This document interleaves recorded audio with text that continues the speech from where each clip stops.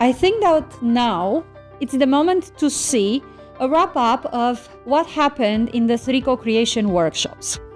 First of all, I want to thank all of you that joined these discussions, that contributed with their thoughts, their ideas, their proposals in the end that we will very much consider for our future work. So I really hope that you gave us good food for thought. I already have seen some of the ideas that you have been discussing during the day.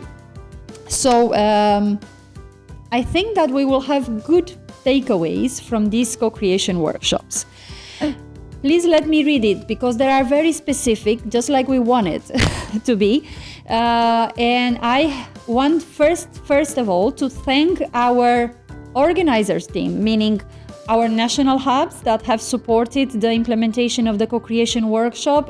They supported the moderation, they steered the discussion, but also our facilitators that were not randomly picked. They are the observers of the Common Maritime Agenda, and we had the Black Sea Economic and Cooperation, we had CPMR supporting us, and the Black Sea Commission. So you had the opportunity also to meet them and to open new ways of collaboration. We had one co-creation workshop dedicated to decarbonization and energy transition of the Black Sea Maritime and riverine transport and ports.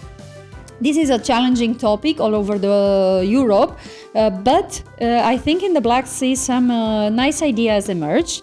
For instance, one nice idea that I think it's important to consider in the future is a pilot project for one type of fuel that can be uptaken by operators and further amplified. I imagine we are talking about green fuel. This was also mentioned here. And it's really important to increase the dialogue between port infrastructure authorities and fleet owners. So here we need to find a common ground and collaboration. Look, can be very good idea for a national event or maybe some topic for a future event under the CMA. Also in these areas, we need more support, more financial support, also from ministerial and government level, from what I understand, but also from investment tools, because all these private operators need support in order to test, to pilot these new solutions and to adapt them to Black Sea specificity. And here we have, for instance, EBRD, we have World Bank, so we have some financial institutions that can support this. One specific idea for project, and this is selling it or giving it without any obligation, is the creation of a network of ports in the Black Sea. It's not a new idea, so to say, but building the fleets is too expensive. The big fleets, I assume. So we can start from the leisure one, the small ferries and the cruises. This is a former idea that was mentioned, and the fact that it still appears among your proposal makes it, I think, more feasible and still very, very valid. So this was the first co-creation workshop. Then we had a co-creation workshop dedicated to blue economy skills and ocean literacy for existing and emerging Black Sea jobs. Because if we want to be prepared for emerging things, emerging technologies, we need skills and we need to be prepared for the new jobs. And the group has identified that still in the Black Sea there is a lack of understanding of what these blue jobs mean and what are the blue jobs that generate blue skills in the end. So we need a bit more information and raising awareness.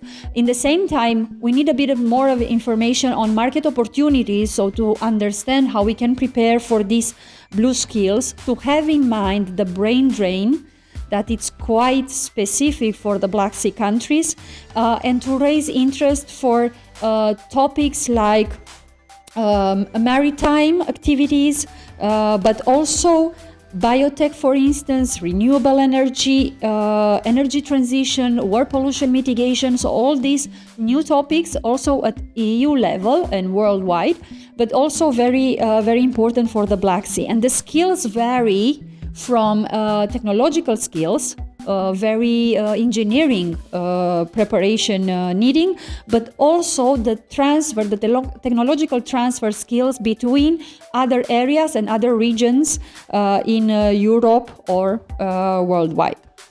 Some solutions, more out of the box from what I see. Gamification for youth and kids to prepare them for very early ages. And successful models. So we really need to celebrate the success happening in other areas or even in the Black Sea in order to replicate it more easily and and more quickly in the same time. And we had one other challenging co-creation workshop, Black Sea ecosystem conservation, plastic pollution and plastic pollution management and circularity opportunities in a land-sea perspective. So quite broad and quite ambitious.